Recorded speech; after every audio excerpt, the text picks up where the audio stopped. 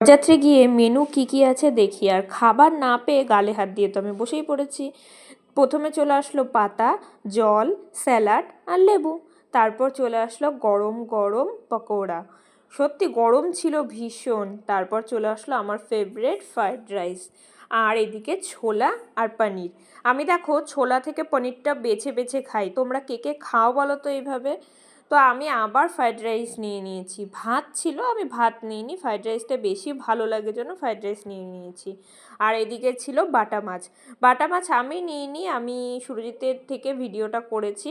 তারপরে এসেছে গরম গরম মটন কষা, যেটা আমার তো ভীষণ ভালো লাগে। তো প্রথমে ছিঁড়তে নিলাম, পারলাম না, কিন্তু বেশ নরম ছিল, তো একবারেই নিয়ে নিয়েছি। তারপর ছিল চাটনি, দই, মিষ্টি। মিষ্টিটা হ্যাঁ বল। আর দাদা কি বলছে বল কি কি বিশাল ব্যাপার।